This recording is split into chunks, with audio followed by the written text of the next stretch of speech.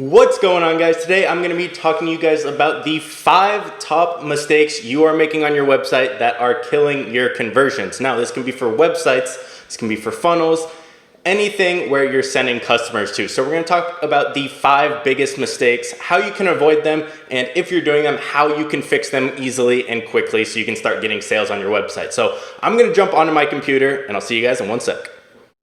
Alright guys, so I'm on my computer now, and some of these things are going to be very small things, but they make a huge difference, and other things are going to be very obvious, but might not be things you've thought of. And these are all things I've tested with my own websites on a variety of different things. I've had e-commerce stores with this, information products, a ton, affiliate marketing, a ton of different things. Anything with a website, these general rules will apply no matter what niche or business you're in, or if you're just looking to start up a new business, this is great to know. So let's jump into number 1. The first thing is not having an overcomplicated design. Now I'm going to show you an example of this. I'll show you an example of a simple one and an overcomplicated one, and you tell me which you think looks better. So right here, we have an example of one that is over cluttered. There's too much going on. It's just very overwhelming. Your eyes don't know what to focus on. When you're on a website, there usually needs to be a clear goal, which that will be one of our points actually, but we need to have a clear goal. I don't know what to do on this website. And you know, this is Toys R Us. There's a reason they didn't keep up online and they're out of business now. They went bankrupt. So what is wrong with this in general? So they have their normal search bar at the top with the different links, the menu and the navigation. You can search products, but down here is where it gets a little confusing. So they say free shipping, shipped anywhere. Okay, that's great. But then they have one image here. So fill your basket with Easter. They have another image with a bunch of stuff going on. One thing you have to think of with this page is how much text they have, how many images they have on the page, and what are they trying to get me to do? Because with this, their images don't really tell the story. If I look at this image here without reading the little text, which the majority of people will do, I see giraffes and Toys R Us, so I know, okay, Toys R Us. And then I see random people and families and kids and babies, and I have no idea what that means. So that is just one other little negative thing here. They have more information on the side over here. So join Jeffrey's family circle, buy online, etc., etc. So they have a bunch of different things. So let's count how many different things they have on this page that you can do something with. So we have our menu bar and our search bar. We're not going to count that. So first off, they tell us free shipping. Okay, I can learn more about that. So I can click here. Family circle, buy one, get one deals. Okay, I know it's buy one, get one. Buy online, pick up in store. Okay, these are fine. These are like bullet points. So they tell me it's buy one, get one. They tell me it's April clearance up to 50% off. Then over here, fill your basket with Easter fun. So I can enter for a chance to win. I can get my order by Easter and click find out how. They have their categories. They have their social media here. And then at the bottom, they start having their products. There's just so much going on. And then they have a banner at the top. There's just so much going on. You feel overwhelmed. You don't know where to go, what to click, what to do. Say you came here to buy a product. Yeah, you're probably just going to skip over all of this. You might scroll to the bottom, but it can be a lot better, especially with a homepage like this, where they can capture your email easily. If they got rid of everything right here, except for the categories, and just had one thing that says buy one, get one free, or get your 50% off coupon, give us your email and we'll send you 50% off coupon. That would convert way better than having 12 different things they can do on this page, and it's all cluttered. It's not nice to look at. Now, I'm going to show you an example of a good looking page.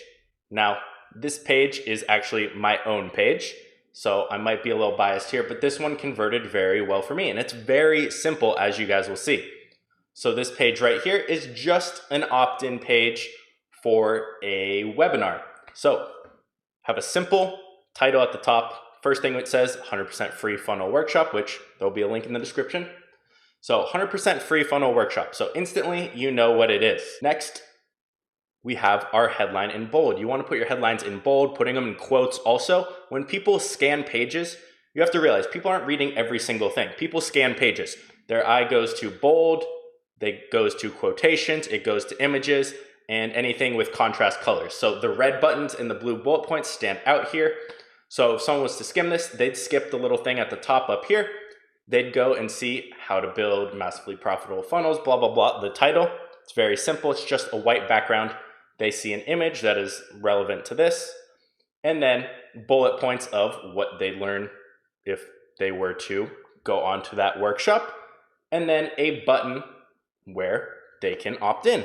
It's very simple, it's very plain, and some pages I've tested with just this, some I'll put one little thing at the bottom, but stuff like this converts way better than those fancy designs and the super nice looking ones. Usually a white background, simple with contrasting colors, and is visually appealing and kind of tells a story with images will do a ton better. So that is the first thing that people get wrong, is trying to overcomplicate it, make it look so cool when simple normally converts way better. We don't care about how pretty it is, we care about how it converts. Now, mistake number 2 most people are making, not most people, a lot of people have this part down, but this can be detrimental, is not having a clear call to action. So what's call to action? What am I trying to get you to do on the page? Do I want you to give me your email? Do I want you to make a purchase? It depends if you're using a funnel, if it's your home page, what business you are. So I'm going to show you 2 examples of bad ones. So this first page here is for an escape room. This is actually one I went to, and I was mad that it was so difficult to understand. Why would you not make this easier? I get it's an escape room, so they have their menu bar at the top. Okay, keep in mind, they didn't used to have that a couple months ago when I was here.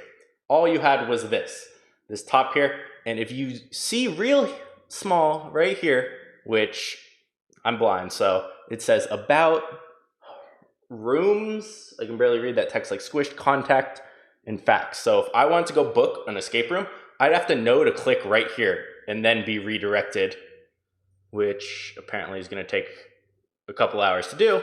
And then it sends me to another page where I have to click again to go and book something. So it's just not easy to navigate this page. That's one I personally ran into, so I thought it was cool to share with you guys.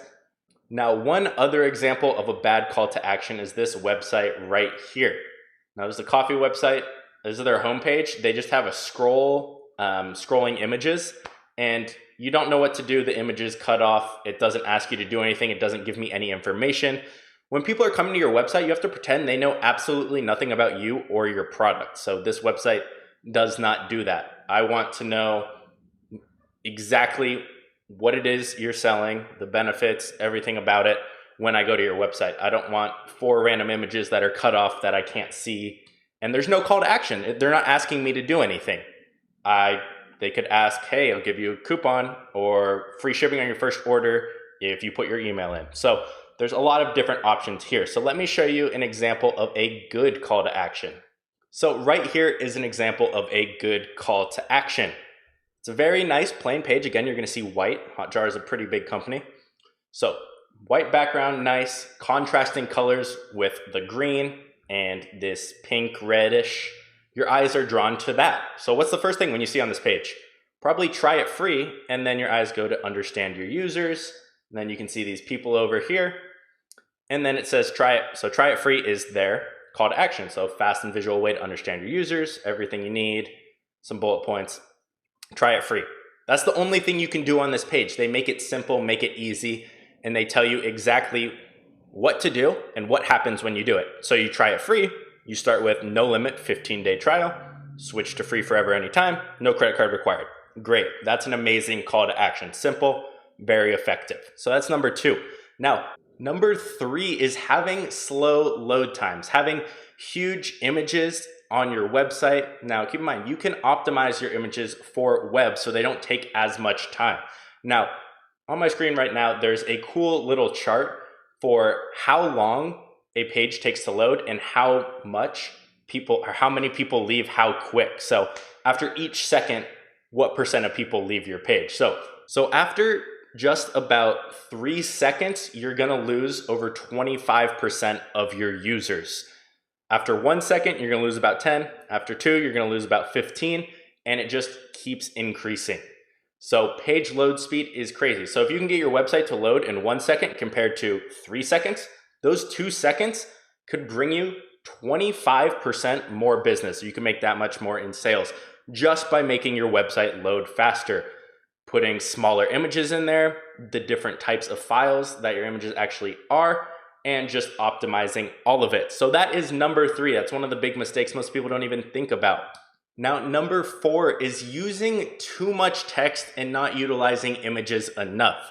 People scan pages. They're not going to read all your text. So you have to use your text wisely when you are using it and you want people to read it. So you need to have images that can tell the story as well. The page I have up right now is an example of a bad use of text to images. All the images look almost the same, and there's about double the amount of text as there are images on here. And it's just very cluttered and big, and my eye doesn't know what to be drawn to. I don't know what to read, and there's just a ton going on with this picture.